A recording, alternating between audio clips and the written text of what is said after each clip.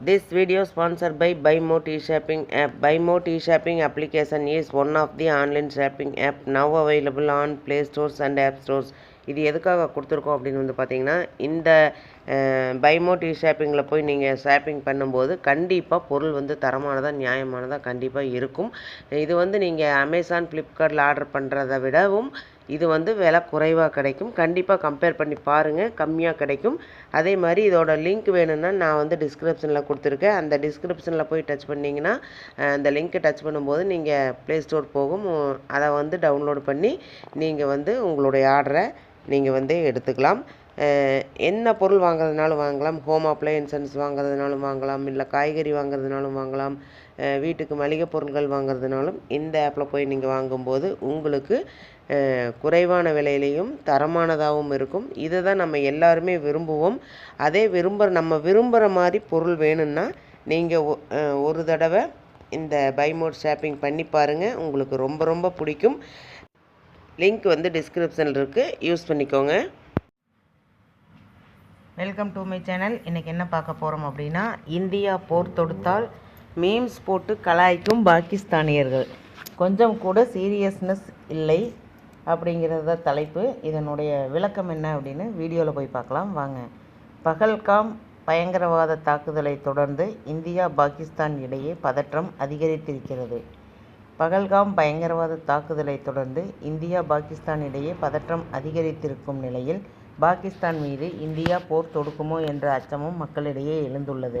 அதனால் அதற்கெல்லாம் பாகிஸ்தான் மக்கள் அஞ்சுவதாக தெரியவில்லை. சமூக வலைதளங்களில் இந்தியா பாகிஸ்தான் மீது போர் தொடுப்பது தொடர்பாக மரண மீம்ஸ்களை போட்டு அந்நாட்டு மக்களை, அந்நாட்டு அரசை மரண கலாய்த்து வருகிறார்கள். முதல் மீம்ஸ் என்னவென்றால், இந்தியா போருக்கு தயாராகி வருகிறது, பாகிஸ்தான் மீம்ஸ் தயாரித்து வருகிறது என்பதுதான். சமூக வலைதளங்களில் யாராவது ஒருவர் போர் பற்றி ஏதேனும் வாய் திறந்தால் போதும் வரிசை கட்டி வந்துவிடுகிறார்கள் பாகிஸ்தான் குறித்து விமர்சிக்க. இப்படித்தான் அக்ரமா என்பவர் தனது எக்ஸ் பக்கத்தில் போர் தொடுப்பதாக இருந்தால் 9 மணிக்குள்ளாக முடித்து விடுங்கள், பாகிஸ்தானில் 9:15 மணிக்கு மேல் கேஸ் விநியோகம் நின்றுவிடும் என்று தெரிவித்துள்ளார்.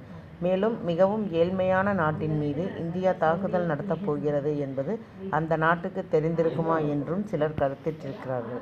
அது மட்டுமல்ல, ஏற்கனவே இங்கு எதுவுமே இல்லை, மக்கள் அரசிடம் கையேந்தி நிற்கிறார்கள், ஒருவேளை லாகூரை கைப்பற்றினால் கூட நிலைமையை பார்த்ததும் இந்தியா அரை மணி நேரத்தில் அதனை மீண்டும் விட்டுவிட்டு போய்விடும் என்று ஒருவர் பதிவிட்டிருக்கிறார். மிகவும் நகைச்சுவையாக இருக்கிறது. மற்ற பல உலக நாடுகளுக்கு நாம் கடன் தர வேண்டியிருக்கிறது. எனவே நம்மீது போர் தொடுக்க அவர்கள் அனுமதிக்க மாட்டார்கள். நாம் இருந்தால் தானே கடனை திருப்பி கொடுக்க முடியும் என்று அவர்களுக்கு தெரியும் என ஒருவர் பதிவிட, இதற்கு பதிலாக நமது அரசே கொடுக்க வேண்டிய கடனை எல்லாம் பார்த்து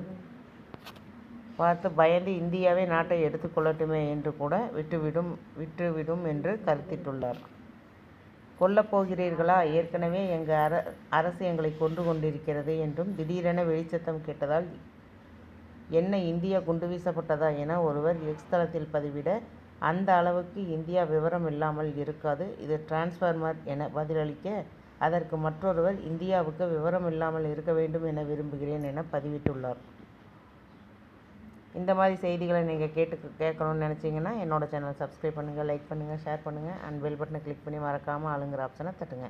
அப்போ தான் நான் போடுற யூஸ்ஃபுல்லான வீடியோஸ் ஒவ்வொன்றும் உங்களுக்கு நோட்டிஃபிகேஷனாக வந்து சேரும். தேங்க்யூ, பாய்.